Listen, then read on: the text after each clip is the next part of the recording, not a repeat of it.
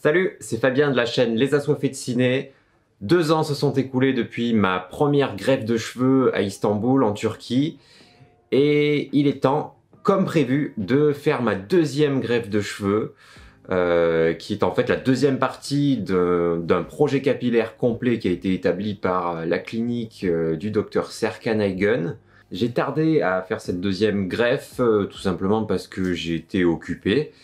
Et là, ça y est, j'ai trouvé le bon moment pour le faire. On est le 12 janvier 2023, donc en hiver, une période plutôt propice pour faire une greffe de cheveux, puisqu'il faut quand même essayer d'éviter la chaleur et le soleil. Pour ceux qui découvriraient cette chaîne-ci, Dr Maugré, par cette vidéo, ben, sachez que j'ai fait pas mal de vidéos déjà sur ma première greffe de cheveux, des vidéos qui je pense étaient assez complètes et détaillées. Cette fois-ci je vais aussi partager avec vous cette expérience pour la deuxième greffe de cheveux, mais là du coup je vais un peu moins détailler les choses et on ira un petit peu plus vite, les vidéos seront plus courtes parce que bah, ça servirait pas à grand chose de répéter les mêmes choses. Je vais seulement m'attarder sur les petites choses qui pourraient changer par rapport à la première fois. Donc il faut savoir que là, l'équipe du Dr Serkan Aygün va s'attaquer à la partie qui n'a pas été greffée. Elle n'a pas été greffée la première fois parce que ça aurait été dangereux d'extraire trop de greffons, tout simplement pour ma zone donneuse, hein, qui est la couronne hippocratique, la zone à l'arrière ici et les côtés de la tête. Première intervention, on m'a greffé 4200 greffons et j'en suis honnêtement très satisfait, donc c'est pour ça que je renouvelle l'expérience avec cette clinique. Cette fois-ci pour la zone du vertex, donc le sommet ici du crâne, je crois que c'est un petit peu plus compliqué d'avoir de très bons résultats à ce niveau-là. Donc on verra bien ce que ça donne. Pour les résultats partiels, c'est au bout de 9 mois, et pour les résultats finaux, il faut attendre 18 mois. C'est un petit peu plus long que pour toute la partie frontale. Et puis je vais également demander, enfin c'est déjà fait d'ailleurs avec Adem, qui est l'interprète avec qui j'échange sur WhatsApp. Je disais donc, je vais demander cette fois à, si possible, aussi descendre un petit peu par la même occasion ma ligne frontale, parce que ben, je trouve que j'ai quand même encore un grand front.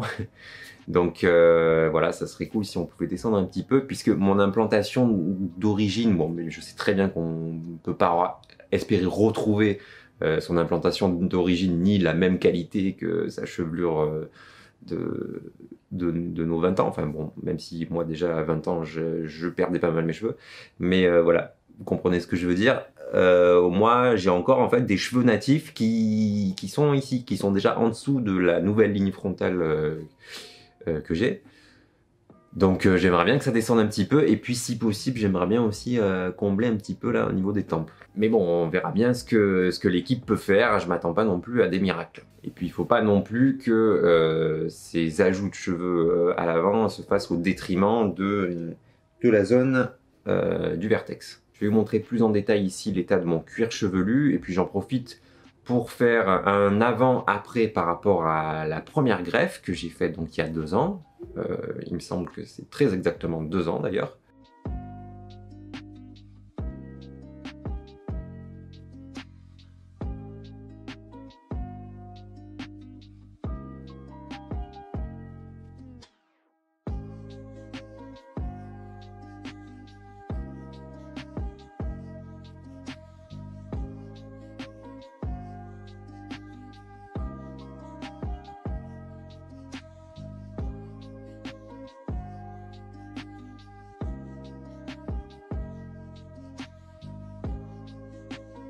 En tout cas, ça fait plaisir d'être de retour à Istanbul. J'avais vraiment hâte de revenir, surtout que la première fois, ben, j'avais pas eu le temps de visiter. Et là, du coup, je me suis accompagné par Anna, hein, que peut-être certains d'entre vous connaissent sur la chaîne Les Assoiffés de Ciné, où on parle de cinéma, de films, de séries, etc. On fait des critiques, des vidéos analyses, et on essaye de faire ça avec humour. Donc si ça vous intéresse, allez jeter un coup d'œil.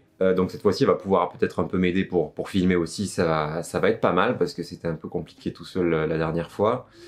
Et puis on est dans le même hôtel du coup que là où j'étais la première fois, hein, l'hôtel avec lequel travaille la clinique du docteur Serkan Aygün, et c'est l'hôtel Nova Plaza Pera, qui est très bien, hein, on a de très belles chambres, donc voilà, si vous voulez plus de détails, je vous invite à aller voir les premières vidéos que j'ai faites sur ma première greffe de cheveux. Simplement cette fois-ci, je crois que c'était la deuxième nuit, et on a eu un petit souci avec nos voisins de chambre, qui à 3h30 du matin ont décidé de mettre la télé à fond. Mais bon, voilà, on a prévenu la réception et le problème a vite été réglé. Toujours cette splendide vue sur Istanbul et sur le Bosphore.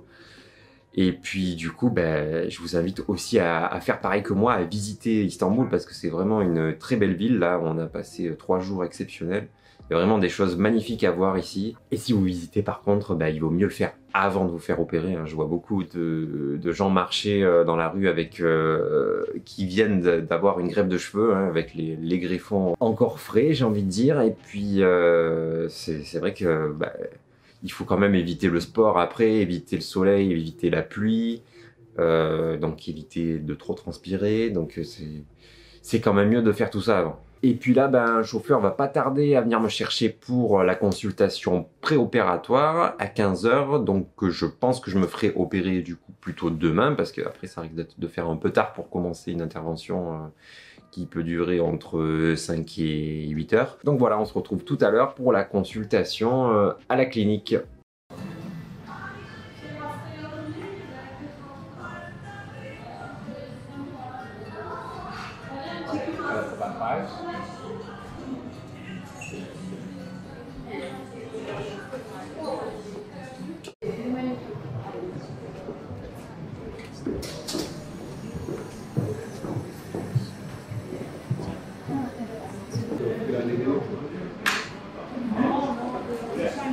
Ah, okay.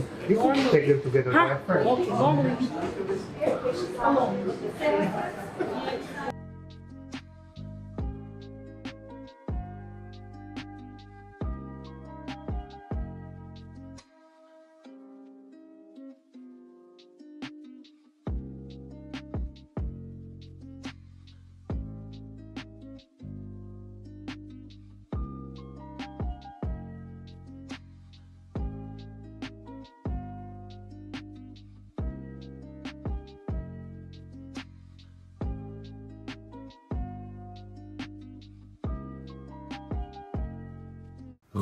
Et voilà, on s'était quitté juste avant la consultation préopératoire, et là on se retrouve juste après la consultation post-opératoire.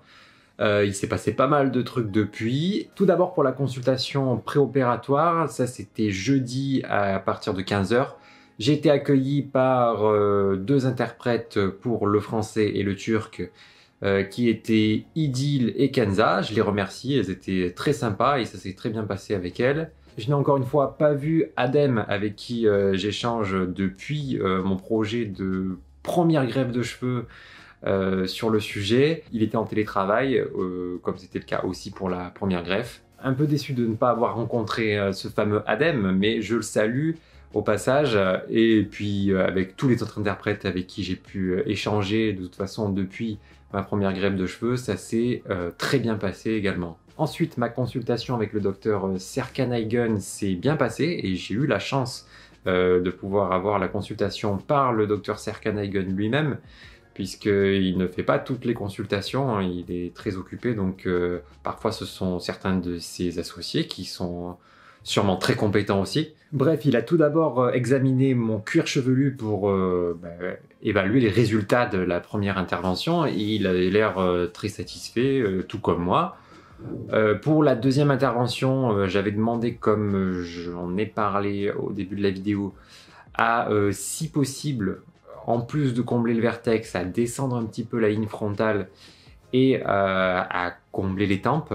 Bon, le docteur Serkan m'a plutôt recommandé de prioriser la densité, parce que bon, il y avait quand même quelques manques, évidemment au niveau du vertex qui n'a pas été greffé, mais aussi au niveau de la zone frontale, puisque la première intervention c'était la Saphir FUE, la technique Saphir FUE, qui ne permet pas bien sûr d'avoir une densité égale à celle qu'on avait auparavant, alors que la technique de type DHI pour Direct Hair Implantation permet d'avoir de meilleurs résultats en termes de densité. Donc c'est cette technique qui a été choisie pour cette deuxième intervention.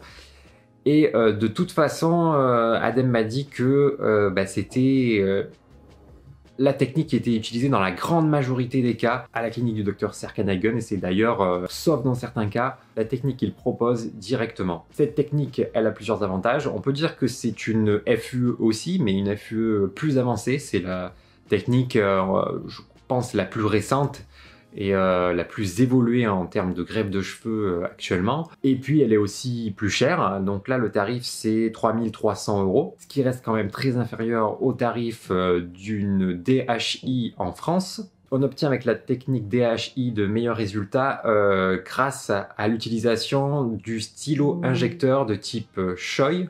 Je sais pas si ça se prononce comme ça, mais en tout cas, pour ce qui est de l'étape d'extraction des follicules, la première étape qui dure environ 2 heures, c'est exactement la même chose que pour la Saphir FUE.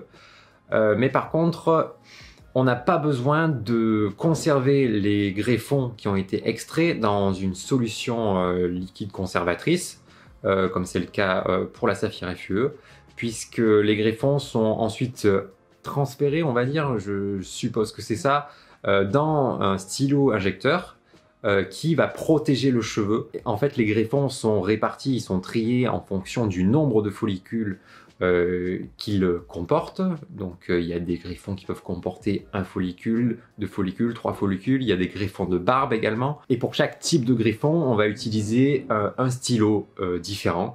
Et on peut utiliser comme ça, je crois, 4 à 6 stylos par intervention. Et puis surtout, le gros avantage par rapport à la Saphir FUE, c'est qu'on n'a pas besoin d'ouvrir des micro-canaux avec justement cette fameuse lame en saphir dont je parlais dans les précédentes vidéos sur ma première greffe de cheveux, ce qui était l'étape la plus traumatisante pour le cuir chevelu qui compliquait la cicatrisation. Là, en fait, l'étape d'ouverture des canaux, si on peut appeler ça des canaux, qui sont du coup beaucoup plus petits avec la technique DHI, et l'étape d'injection du greffon se fait dans le même temps. En fait, il y a un mécanisme à ressort dans le stylo qui permet de faire ça simplement, et qui, pour le médecin dermatologue qui réalise l'intervention, va faciliter et va permettre plus de précision pour l'implantation, puisqu'il va pouvoir choisir l'angle d'implantation plus précisément. Donc voilà, très content que ce soit cette technique-là qui ait pu être faite. Par la même occasion, il a été décidé donc de redensifier cette zone frontale, et puis malgré ma petite déception pour le fait qu'on ne puisse pas descendre cette ligne frontale, le docteur m'a quand même expliqué que de par cette redensification, il y en aura aussi sur la ligne frontale, et ça, il est possible que ça descende quand même un petit peu visuellement cette ligne. Et puis il a été aussi prévu de redensifier les tempes. Ça, c'est ce que je souhaitais, donc là j'étais plutôt content, comme c'était le cas lors de la première intervention aussi. Sauf que c'était seulement 50 greffons de chaque côté, je crois, pour la première intervention. Là c'était un peu plus, je crois qu'il avait évoqué au départ 300 greffons, mais on le verra plus tard, c'est pas finalement 150 greffons de chaque côté qui ont été implantés. Au final, lors de cette consultation, le Dr Serkan Aygün a approximativement estimé qu'il faudrait 2400 greffons pour venir densifier la zone qui n'a pas été greffée lors de la première opération, c'est-à-dire la zone centrale et la zone du vertex. Et puis du coup ça laissait 1400 greffons pour la zone frontale, ce qui faisait un total de 3800 greffons quand même. Pour une seconde de greffe, je pense que c'est beaucoup. Et l'avantage de la DHI, c'est qu'on a moins de risque de transection, c'est-à-dire de risque d'implantation de greffons qui finalement ne tiendraient pas. Ou finalement de risque de transplantation de greffons déjà inactifs, en fait, morts, puisque il n'y a pas cette contrainte de la conservation avec la technique DHI, ou en tout cas on l'a moins, on la retrouve moins, le taux de réussite est plus élevé. Au niveau de la zone donneuse, bon, je sais pas dans quel état il l'a trouvé, mais en tout cas il a estimé qu'il était approximativement possible d'extraire 3000 greffons de la couronne hippocratique et puis jusqu'à 800 greffons de la barbe. Il a également rapidement regardé si j'avais des poils sur le torse. Bon, j'en ai un peu, mais ça c'était dans l'optique de descendre la ligne frontale, mais le problème avec le torse, c'est qu'il a rapidement dit que de toute façon les poils de torse sur la tête, ça ne tient pas en fait, ça tient pas suffisamment longtemps en tout cas, donc c'est pas vraiment une bonne idée. Il y a certaines situations où ça peut sans doute se faire, mais bon, si c'est pour que ça retombe dans quelques mois ou quelques années, il a vu que j'étais un peu déçu par rapport au fait qu'il ne me recommandait pas de baisser la ligne frontale, mais je comprends pourquoi il ne le recommande pas. Donc il m'a quand même dit que éventuellement en fonction de ce à quoi ressemblera la zone donneuse et son intégrité suite à cette deuxième greffe, peut-être qu'il sera possible derrière de faire une troisième intervention si jamais vraiment j'en ai envie. Mais bon, moi je pense pas faire de troisième intervention avant plusieurs années, au moins le temps de voir si ma calvitie continue d'évoluer. Et puis il m'a évidemment recommandé de continuer le minoxidil et le finastéride. Bon, je lui ai fait part de mon envie d'arrêter progressivement le finastéride parce que en France et aussi aux États-Unis, on est assez méfiant vis-à-vis du finastéride. On est bien conscient des effets secondaires possibles et de la tératogénicité de ce produit, c'est-à-dire sa capacité à avoir des effets néfastes en fait sur la conception. Il est recommandé d'arrêter le finastéride au moins 3 mois quand on veut avoir un enfant. Et donc, je lui ai fait part de ma volonté d'arrêter le finastéride au moins temporairement, mais je pense que j'arrêterai définitivement parce que pour moi, j'ai pas en tout cas remarqué d'effet suffisamment... En même temps, je savais très bien que ça allait pas être miraculeux, mais voilà. Je trouve que le bénéfice est pas assez important par rapport au risque encouru. Bon, il y a quand même eu des déclarations... avec des associations de patients en France d'effets indésirables, que ce soit d'ordre sexuel ou psychiatrique, non réversibles, même si c'est extrêmement rare, ça fait un peu peur. Donc voilà, je préférerais arrêter progressivement. Donc voilà, la DHI, c'est quand même mieux que la Saphir FUE dans la grande majorité des situations. Et ensuite, après la consultation, il y a un nouvel examen, là qui pour le coup n'était pas présent lors de ma consultation préopératoire il y a 2 ans. Alors je sais pas comment s'appelle la machine, mais c'est un espèce de casque qui t'entoure comme ça et qui analyse ton cuir chevelu et le redéfinit en 3D. Alors c'est assez perturbant parce que du coup bon ça dure quelques minutes, il faut rester plus ou moins immobile dans la machine et puis en fait quand je suis sorti de cette machine j'ai vu que mon visage et toute ma tête en fait avait été redéfinie sur un écran et c'était assez marrant de voir ça, c'était plutôt bien fait. J'avais encore les traits de crayon qu'avait tracé le docteur et donc Adem m'a expliqué que cette machine dresse un plan 3D des zones donneuses et des zones receveuses, ce qui permet aux médecins de finaliser le plan d'intervention et d'être encore plus précis. Après la consultation, on passe au règlement de l'intervention et les 3300 €, c'est le prix du package complet, hein. Intervention, les 3 nuits d'hôtel et puis les transferts en navette avec chauffeur et camionnette noire qui sont toujours aussi stylés qu'il y a 2 ans. Jeudi en fin d'après-midi, je suis donc ensuite rentré à l'hôtel et puis l'heure de l'opération est vite arrivée puisque elle était programmée à 6h45 le lendemain matin. Ça fait tôt, mais c'est un peu comme en France, les blocs opératoires ouvrent tôt.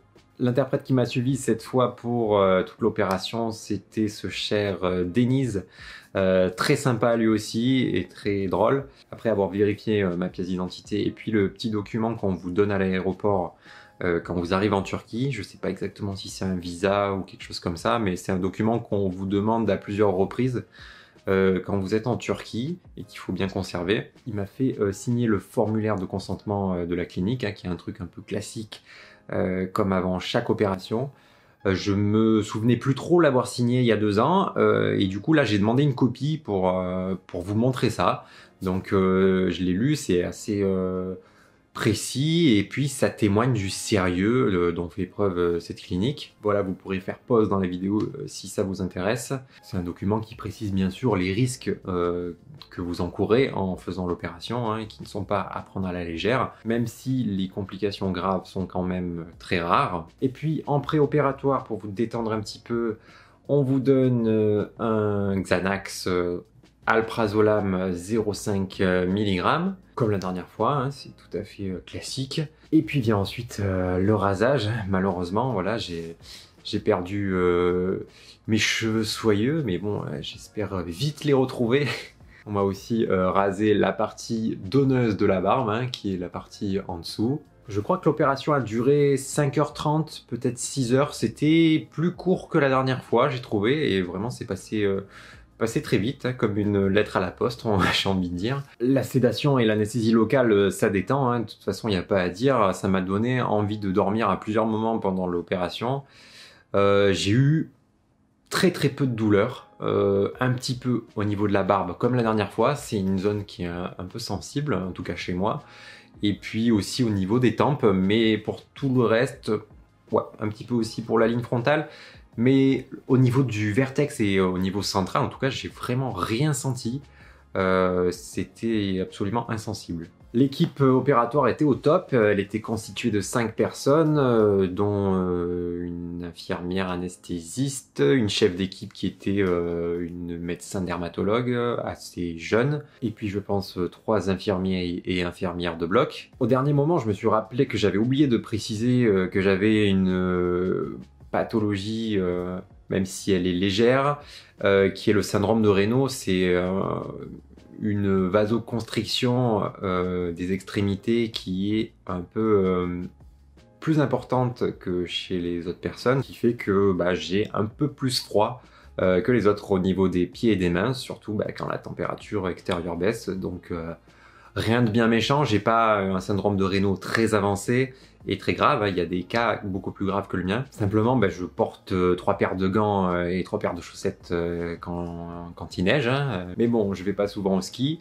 Simplement, il me semble que avec le syndrome de Raynaud, il y a une classe en particulier de médicaments antihypertenseurs qu'on ne peut pas prendre, et donc ce sont les bêta-bloquants. Donc j'ai quand même préféré le préciser, même si, étant donné que j'ai un stade pas très avancé, je sais pas vraiment si ça ferait quelque chose si j'en prenais. Voilà, mais simplement j'ai préféré le préciser. Et du coup, l'infirmière anesthésiste est allée prévenir le médecin anesthésiste pour lui demander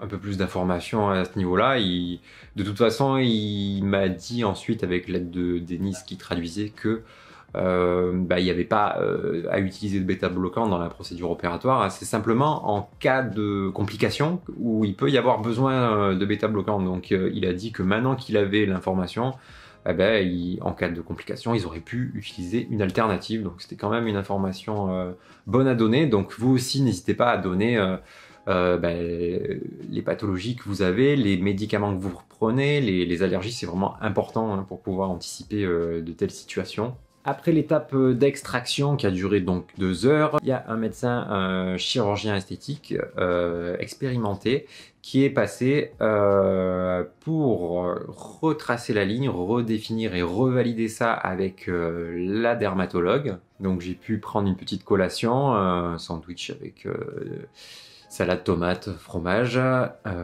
boire un verre d'eau et puis aller aux toilettes. Je vous conseille d'aller aux toilettes au milieu de l'opération. À ce moment-là, vous avez une petite pause avant de passer à l'étape d'implantation. Il me semble que c'était le docteur Emirali Amiloglu. Adem me confirmera, mais je crois que c'est ce que Denis m'a dit en tout cas. Et je crois que c'est un des co-directeurs du centre médical Doku, qui est en fait le bloc opératoire qui est accolé à la clinique du docteur Serkan Egan. Denis m'a dit qu'il y avait d'ailleurs 25 salles opératoires dans ce centre, ce qui est assez énorme, et qui peuvent faire jusqu'à 40 greffes de cheveux par jour. Ça vous donne une idée de l'expérience qu'ils ont dans la greffe de cheveux. Ensuite, l'opération s'est terminée. Je suis allé manger un petit peu à la cafette. Ensuite, Denise m'a expliqué les médicaments à prendre dans les jours qui suivent l'opération, hein. C'est sensiblement la même chose que ce que j'avais il y a 2 ans. Donc je vous mets en photo la copie qu'il m'a donnée. Simplement, vous savez peut-être que je suis pharmacien hospitalier, donc si je peux ajouter quelques commentaires sur ces médicaments, j'en avais déjà ajouté pour ma première série de vidéos. Là, pour le corticoïde, donc le Prednol, ils ont barré la prise le matin et ils ont mis le midi. Je sais pas vraiment pourquoi. Moi, je recommande quand même plutôt de le prendre le matin parce que ça peut provoquer des insomnies, c'est des effets indésirables, hein, des corticoïdes. Donc, déjà qu'on dort pas très bien dans une position à 30 degrés allongé pendant 1 semaine après la greffe de cheveux, si on peut éviter ça, minimiser en tout cas ça, en prenant le corticoïde le matin, c'est mieux. Pour le protecteur gastrique, le pantoprazole, c'est bien 30 minutes avant le petit déjeuner, voire 1 heure avant le petit déjeuner. Et puis pour la douleur, je vous recommanderais si jamais vous prenez l'anti-inflammatoire non stéroïdien, la prole, donc le naproxène sodique, de le prendre au moins le soir de l'intervention. Si jamais vous avez encore des douleurs, vous pouvez aussi associer ça avec du paracétamol, hein, du Doliprane, Dafalgan, Efferalgan, ce que vous voulez. Pour moi, ça pose pas de problème. Simplement, évitez peut-être l'effervescent parce que c'est riche en sel, tout ce qui est médicaments effervescents.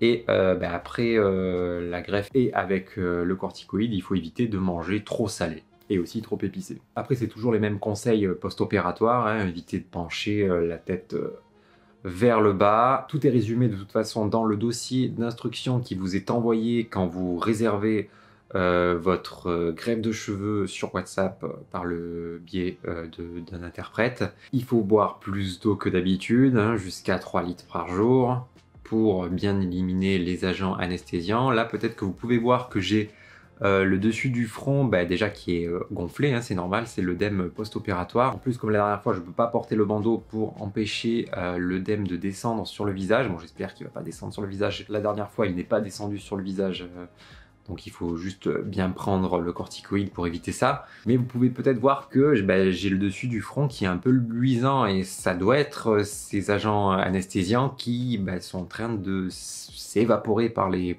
pores de ma peau.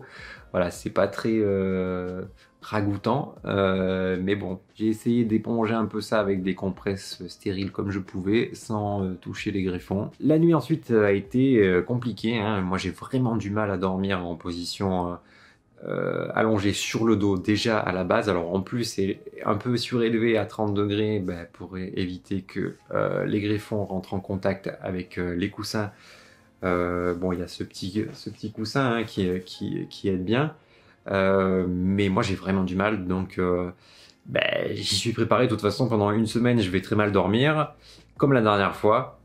Bon, c'est quand même bien d'avoir au moins 1 semaine de congé après l'intervention pour se reposer, enfin essayer en tout cas, mais il faut tenir bon, ça vaut le coup. Et donc à 7h30 ce matin, il y a encore un chauffeur qui est venu me chercher pour les soins post-opératoires. Je suis retourné à la clinique et d'ailleurs avec moi il y avait des Français, donc un Français qui s'était fait greffer comme moi la veille et sa femme et leur enfant. Donc je les salue au passage, ils étaient très sympas. Le retrait du pansement a été fait par une infirmière en douceur, hein, ça a été. Bon, forcément c'est pas très agréable, hein, de décoller le pansement. Ensuite il y a eu un lavage de la zone receveuse avec de l'eau déminéralisée en spray. Et puis un lavage de la zone donneuse avec un antiseptique, hein, la bétadine. Qu'on connaît bien en France aussi. La bétadine, par contre, sur la zone donneuse, ça pique un peu. Ensuite, il y a eu le traitement au laser qui a duré 15 minutes, comme la dernière fois, avec les lunettes de protection, etc. pour favoriser la cicatrisation. Et nous avons eu droit aux explications post-opératoires par notre interprète du jour, qui se trouvait être Mustapha, qui était là aussi super, et que je salue si jamais il regarde cette vidéo. Il nous a donné des explications claires. Moins de documentation que la dernière fois nous a été remise. Du coup je lui ai fait remarquer et en fait il m'expliquait que c'était pour des raisons écologiques en fait, hein, pour éviter d'imprimer du papier. Et donc en fait, si on avait besoin d'informations supplémentaires, bah, il pouvait nous les transmettre. Donc moi, il m'a montré sur son téléphone un QR code et j'ai pu télécharger des explications supplémentaires qui ressemble quasiment à ce que j'avais déjà eu il y a 2 ans. Hein. Je vais vous faire passer ça sur la vidéo. Simplement pour la page dédiée aux médicaments post-opératoires dans les jours qui suivent l'opération, il y a eu quelques modifications, donc c'est pour ça que ce qui compte, c'est la copie que m'avait donné Denise la veille. J'ai acheté ensuite des suppléments vitaminiques pour maximiser les chances de réussite de ma greffe. Donc je crois que j'ai payé 200 € ou 220 €, je sais plus exactement. Donc là c'est plus le Growth Factor, la boîte de Growth Factor à prendre pendant 4 mois, puis à arrêter 1 mois, puis à reprendre pendant 4 mois. C'est un kit différent. Donc je l'ai pris en photo, je vous montre ce que ça donne. Il y a à la fois du shampoing supplémentaire, du hair sérum, Air Repair, sérum vitaminique là aussi, du mésosérum, alors ça c'est nouveau, donc c'est pas de la mésothérapie, hein, puisque la mésothérapie c'est des injections directement dans le cuir chevelu, mais ça s'y apparente, et puis c'est à déposer avec un petit capuchon adapté sur le cuir chevelu. Et puis il y a aussi un derma roller. Alors le derma roller, j'en avais entendu parler sur d'autres chaînes YouTube qui parlent de greffe de cheveux. Ça peut être utile, le derma roller. Le principe du derma roller, je crois que c'est en fait un petit rouleau qu'on vient passer sur le cuir chevelu et qui fait de micro-incisions non traumatiques en fait, qui vont faire que le cuir chevelu va ensuite se régénérer, et cette régénération elle est intéressante pour la pousse des cheveux, et elle est aussi intéressante quand elle est associée à d'autres produits en usage local, donc ça peut être du minoxidil, du finastéride, du sérum vitaminique. Et donc il va mieux passer le tissu cutané et donc être plus efficace. Maintenant moi j'étais un peu réticent avec le derma roller parce que c'est un peu contraignant, bah, il faut que ce soit impeccable, il faut bien le désinfecter avant chaque utilisation. Je me dis que bah, les médicaments, le minoxidil et le finastéride, bon même si le finastéride finalement je le prends pas une forme qui est commercialisée par un laboratoire, donc c'est une préparation magistrale, c'est un peu différent, mais le minoxidil il est étudié de base par le laboratoire fournisseur du médicament sans derma roller, donc j'étais un peu réticent à le prendre d'une façon différente, on va dire. Après, il y a pas mal d'études, je crois, qui ont montré que c'était bien et que ça augmentait pas forcément les effets indésirables. Mais bon, moi, je me dis quand même que ça peut augmenter les effets indésirables, puisque si ça augmente les effets positifs, ça peut aussi augmenter les effets négatifs. Maintenant, à voir, je pense que je vais essayer. Je vous en parlerai dans les prochaines vidéos. Ce qui nous est ensuite fourni d'emblée, qui est prévu dans le package de l'intervention, bah, c'est 2 shampoings et une lotion réparatrice. Les shampoings et la lotion, donc le packaging est différent par rapport à il y a 2 ans. Mustapha nous a expliqué bah, comment réaliser les lavages, etc. Hein, tout ça, je vous en reparle pas. À noter que ce que j'ai choisi là, c'est le kit numéro 2. Il y a aussi un kit numéro 1 qui est un peu moins cher, qui est à 160 € je crois, où il y a simplement pas de derma roller et puis pas de mésosérum il me semble. Mais en tout cas il y a les shampoings et le hair sérum, ça vous tient un peu moins longtemps. Et puis j'ai oublié de parler des comprimés vitaminiques à prendre par voie orale aussi. Voilà, tous ces traitements là on peut les faire tous les jours. Après, en fonction de ce qu'on prend déjà, moi je vais sûrement prendre encore du minoxidil et du finastéride, donc je vais peut-être pas tout prendre tous les jours. Je verrai avec l'interprète qui sera chargé de mon suivi post-opératoire. J'ai le détail de ce qui m'a été transplanté. Je vous montre ça. Finalement, il y a quand même plus de 1400 greffons qui ont été utilisés pour redensifier ma zone frontale. Hein. Ce qui m'a un peu étonné, mais c'est que il fallait faire, et tant mieux. Hein. J'espère en tout cas que les greffons qui ont été mis au niveau du vertex seront suffisants. Et puis, bah, j'ai failli oublier, mais je vous montre ce que ça donne. Vous avez eu tout à l'heure des images de ce que ça donnait juste après l'opération. Là, on est du coup à J+1. Et donc, voilà, pour devant. Le dessus. Faut pas trop que je baisse la tête. Les côtés. Et puis l'arrière. dans la majorité des cas, en fait, le certificat de transplantation, maintenant, il est envoyé par WhatsApp directement après le retour à l'hôtel. Bref, aujourd'hui, je vais essayer de me reposer et puis demain, retour en France. La prochaine vidéo, je sais pas trop quand je vais la faire. Je pense pas que je vais vous refaire une vidéo pour comment faire le shampoing parce que je l'ai déjà expliqué dans ma première série de vidéos. Et hormis les shampoings qui ont légèrement changé, en tout cas au niveau du packaging, la méthode pour faire le shampoing ne change pas. Donc je vous mets un lien pour aller voir la vidéo dédiée si vous en avez besoin. N'hésitez pas à aller voir ça. Et en tout cas, c'est sûr que je ferai une vidéo un mois. Et puis ensuite, en fonction de l'évolution, tous les mois, et peut-être certains mois, je n'en ferai pas. Et je vois bien une vidéo à 6 mois, une autre à 9 mois, une autre à 12 mois, et puis une vidéo finale à 18 mois, puisque normalement 18 mois, dans le cadre d'une greffe de cheveux au niveau du vertex, ce sont les résultats finaux. Voilà, si cette vidéo vous a plu, abonnez-vous à cette chaîne, et puis abonnez-vous aussi à la chaîne Les Assoiffés de Ciné, hein. C'est ma chaîne principale, c'est ma chaîne de cœur, donc je vous invite à vous y rendre, à jeter un coup d'œil, surtout si vous aimez le cinéma, les séries. Et puis c'est possible aussi que sur la chaîne Les Assoiffés de Ciné, finalement soient dévoilés, j'ai envie de dire, les résultats de ma greffe plus vite, parce que la dernière fois j'avais eu pas mal de retard pour mes montages sur cette chaîne là, donc il est possible que ça se reproduise encore une fois, même si je vais faire moins de vidéos, donc je devrais avoir moins de retard quand même. J'ai pas fait l'effort d'apprendre comment dire au revoir en turc, je suis désolé. J'ai appris à dire bonjour, c'est günaydın. Du coup, ciao.